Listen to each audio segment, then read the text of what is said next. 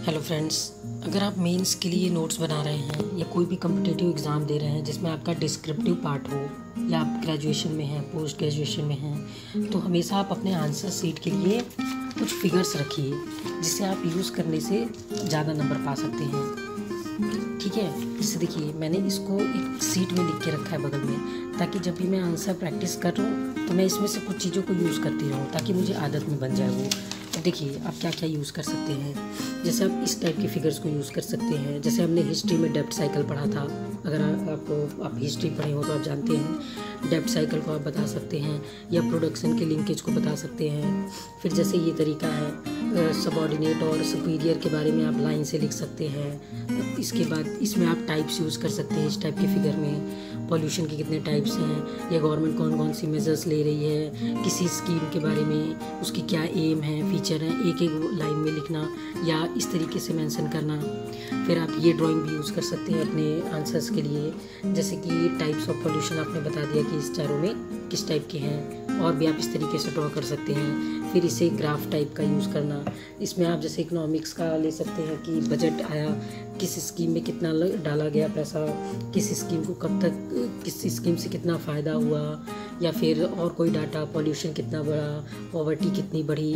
इस तरीके की चीज़ें आप इस पर ग्राफ पे दिखा सकते हैं ईयर वाइज ईयर। फिर उसके बाद इस टाइप की फिगर्स आपको इकोनॉमिक सर्वे में तो अक्सर मिल जाते होंगे। जीडीपी वगैरह हमारी इसी बेसिस पे इसी तरीके से कैलकुलेट की जाती है, और ये अच्छा भी लगता है, इजी भी है और हमें जल्दी समझ में भी आता है। अगर हमें भी समझ में आ रहा है तो जाहिर सी बात है एग्जामिनर को भी अच्छा लगेगा। फिर फैक्ट्स का क्या है, वो ट्रुथ है, जो सही है, वो जो सही फैक्ट्स है उसको आप मेंशन करिए। फैक्ट्स का भी असर होता है नंबर्स पर।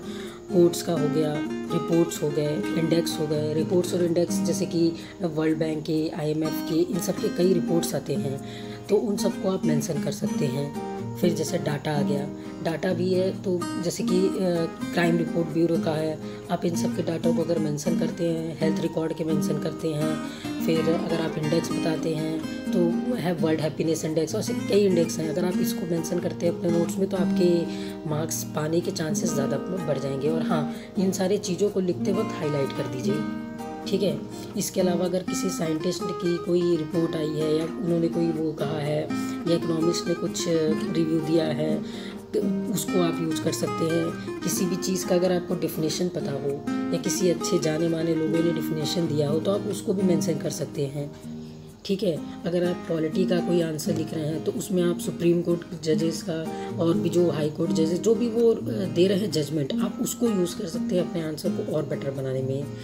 जब भी किसी आंसर्स को लिखिए उसके socially, political, cultural, economical, environmental, हर तरीके के जो डायमेंशंस है उसको एक बार कंसिडर करने की कोशिश करें। अगर आपको कुछ भी उसमें से मिलता है जो आप उसको मेंशन कर सकते हैं, लिंक कर सकते हैं, तो आप उसको लिंक कर दीजिए। ठीक है, फिर आप कंपैरिजन कर सकते हैं किसी दो चीज़ के बीच में, तो या पुरानी पॉलिसी या नई पॉलिसी में, या पुराने बजट और नए बजट में कितना पैसा आया, या फिर और कोई चीज़ें। तो कंपैरिजन से क्या होता है कि चीज़ें और क्लियर हो जाती है हमें। अगर हमें कोई फैक्ट आपका नहीं भी क्लियर था ऊपर, तो अगर आप कंपेयर कर देंगे तो हमें वो आंसर और अच्छे से समझ आएगा। फिर आप इस तरीके की चीज़ें बता सकते हैं जिसमें आप एडवांटेज बता सकते हैं, डिसएडवांटेज, उसके 3-4 आप अगर कम स्पेस भी है उसमें भी आप इस पॉइंट को यूज़ कर सकते हैं। अपने सारे आंसर्स को आप कोशिश करिए कि बुलेट पॉइंट्स में लिख लिए, क्योंकि अगर आप खुद देखिए कि अगर बुक्स में जब हम पैराग्राफ पढ़ने जाते हैं तो हमें पैराग्राफ कभी पसंद नहीं आता, लेकिन बुलेट पॉइंट्स जो रहते हैं वो हमें तुरंत समझ में भी आते हैं और हमारे दिमाग में ज़्यादा देर तक रहती भी हैं।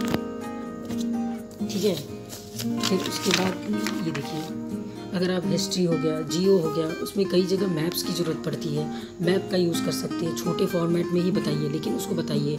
अगर आप पॉलिटिकल साइंस के स्टूडेंट हैं तो उसमें कई जगह कंट्रीज़ का बताना होता है, तो आप मैप्स को यूज़ कर सकते हैं। फिर इस तरीके से हेडिंग पॉइंट जिसमें सिर्फ हेडिंग है मेन, तो इस तरीके की चीज़ें भी आप यूज़ कर सकते हैं। फिर आप देखिए एडवांटेज, डिसएडवांटेज, किसी के बारे में अगर आप दो पहलू बताते हैं, एडवांटेज और डिसएडवांटेज, तो हम किसी भी चीज़ को समझने में और अच्छा लगता है। अगर आपके नज़र में कोई एग्जांपल्स हैं तो आप उसको ज़रूर यूज़ करिए। केसेस है जो रियल लाइफ में हो या ज़्यादातर चल रहे हों, जिसको ज़्यादा से ज़्यादा लोग जानते हों, अगर आप उसको कहीं यूज़ कर सकते हैं तो उसको यूज़ करिए।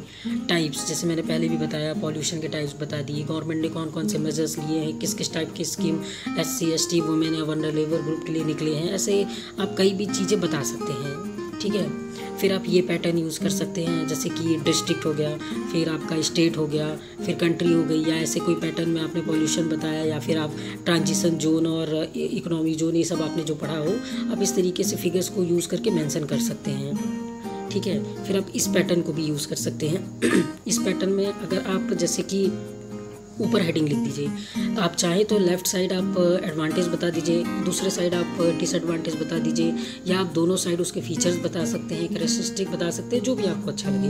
बट ये फिगर भी छोटी जगह में काफ़ी अच्छे से आपका बुलेट पॉइंट्स को एक्सप्लेन कर देगा। फिर एक फिगर ये होता है, ये लिंक है, सारे प्रोडक्ट जिसमें कोई ऐसा अगर फिगर हो जिसमें चीज़ें लिंक हो, तो आप इस फिगर को भी यूज़ कर सकते हैं। फिर देखिए, अगर कोई मेन हेडिंग है उसके टाइप्स हैं, फिर उसके भी सब टाइप्स हों, तो आप इस टाइप का पैटर्न कुछ यूज़ कर सकते हैं अपने आंसर्स को लिखने के लिए और उन्हें अच्छा बनाने के लिए। और एक लास्ट पैटर्न ये है। तो इस पूरे पैटर्न को आप एक सीट में बनाकर अपने, देखिए इस तरीके से मैंने बनाया है पूरा, और आप इस सीट को अपने टेबल पे रखिए, आप जिस टेबल पे पढ़ रहे हैं, ताकि आप इसे बार बार यूज़ कर सके। एक बार अगर आपकी ये आदत में बैठ जाएगी तो आप खुद ब खुद इसी तरीके से आंसर लिखने लगेंगे। देखिए, मैं इसको हमेशा अपने पास रखती हूँ। Thank you.